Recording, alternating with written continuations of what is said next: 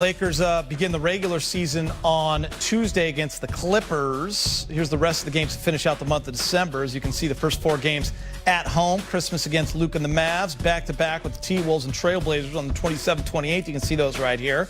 And then the Lakers close out 2020 on the road against San Antonio. For more on what should be an eventful opening night, let's send it over to Derek Fisher and Allie Clark. Thanks so much, Geeter. Fish, tomorrow, things get real for the 2020-21 season. Let's start first with, obviously we know everything is going to be different. Opening night, usually for the defending NBA champs, it's spring night. You watch that banner go up. There will not be a banner going up tomorrow night. There will be a ring ceremony, though. What do you remember from your time, those nights, just how special they are and what it'll be like for those guys tomorrow night? Yes, I mean, I think as you stated, although it will be different, I think it's still a once-in-a-lifetime night. You don't get to experience a lot in your career and in your lifetime. And I think probably the most difficult part for the players will be that their families, their children, their loved ones, their spouses, significant others can't be there to feel the emotion that they are still probably going to feel as they experience the ring ceremony.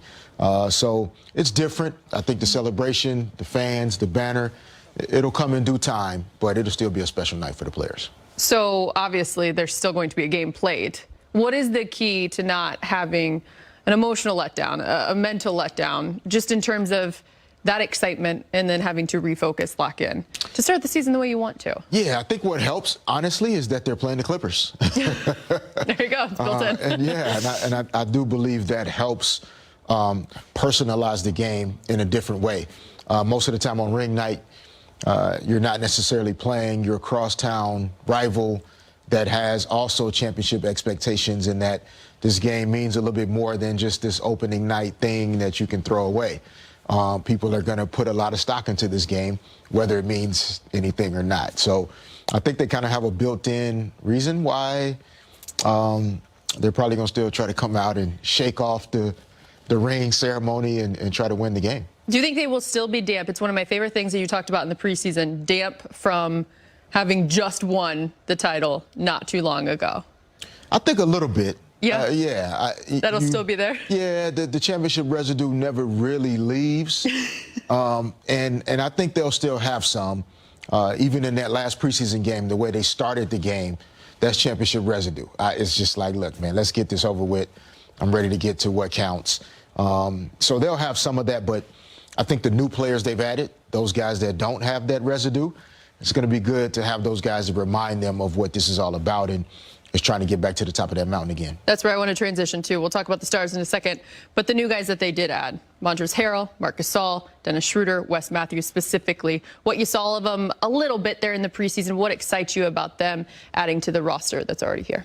I think the main thing that excites me about all of the new guys is a level of grit and physical toughness that they all play the game with. Not necessarily specialists or somebody that just shoots threes or someone that, just is a facilitator. All 4 of these guys get after it. They're physical. They play tough basketball.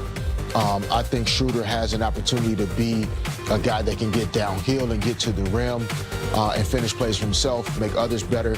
Wes Matthews is going to be, I think, an underrated addition to this group. We won't always hear his name a lot, but when we look back at the games, we'll see him doing a lot of little things that make a difference. Marc Gasol's a champion, a winner, a great passer, really smart, high basketball IQ. And then Montrezl Harrell is going to bring, I think, just that passion, the dog, the fight, the competitive spirit. So I love those type of additions as opposed to just adding guys that are there maybe just to ride on the coattails of guys already here. Like, these guys are here to make noise and make a difference. One thing I always appreciate about you is that you always have your coaching cap on. And we talked about it a little bit during the preseason, the options, the good problems that Frank Vogel has on his hands. Can you shed a little perspective on that? Yeah, as a coach, it's you're basically a handyman or a handy woman, and you have a toolbox. And when you open that box and there's only 2 or 3 tools in there, it's not a lot of things you can fix. Yeah. But when you can open that box and there's a tool for every situation you're going to find yourself in, That's a confident Andy person right there. And I think Frank Vogel's in that position this year where whatever the game dictates, big lineup, small lineup, offensive lineup, defensive lineup, speed lineup, size lineup, he has everything. And what makes his job tough but good and easier is having LeBron James and Anthony Davis, not their talent, but who they are as men, their character, their integrity. They seem to find a way to encourage and invite their teammates to, like, it's fun to be on their team. The chemistry, the way they all buy in with each other, to have all those tools and they're clanking and not mixing well with each other, that's not good. But these guys enjoy being in the toolbox together, putting work in together. And I think Frank Vogel's going to enjoy having these options this year. One final point when it comes to the superstars. We saw what they could do in just one season together. How much better can they be in their second?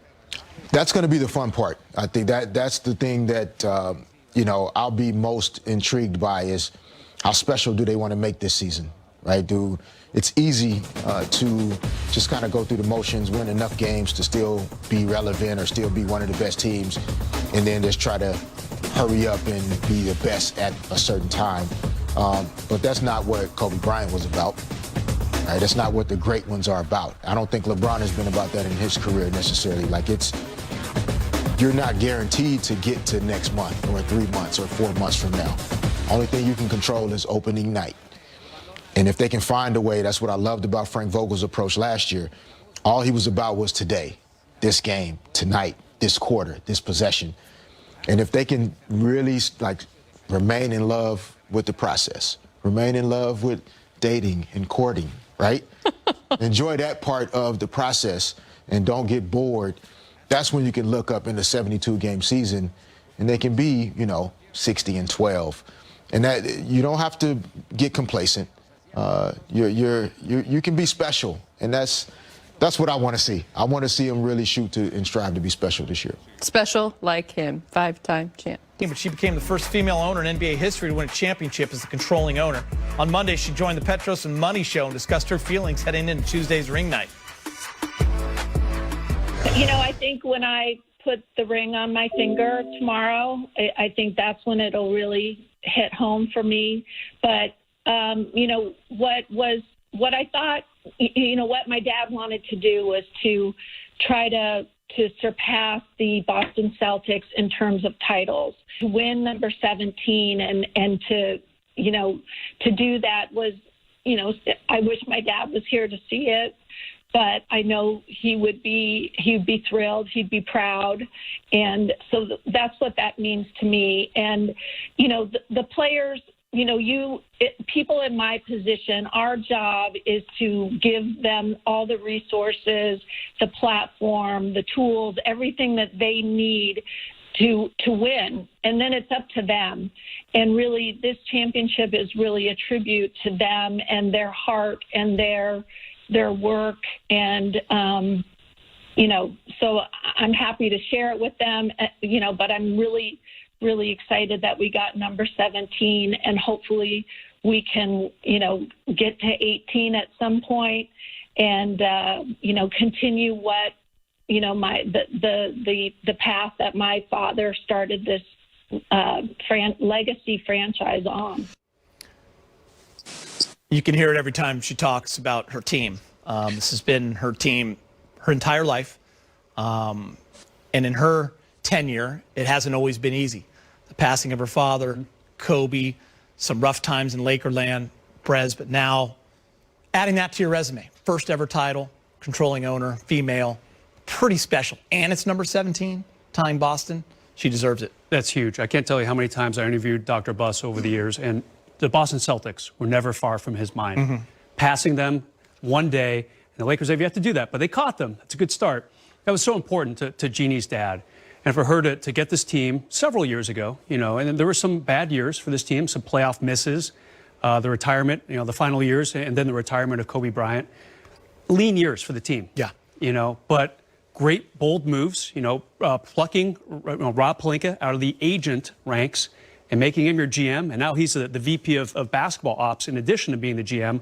Strong move by Jeannie. LeBron. And LeBron, of course, she's signing off on all these moves. Rob Pelinka keeps her very much in the loop. Yeah. And Jeannie definitely has veto power. But like her dad, she kind of says, you guys do it. I'll write the checks.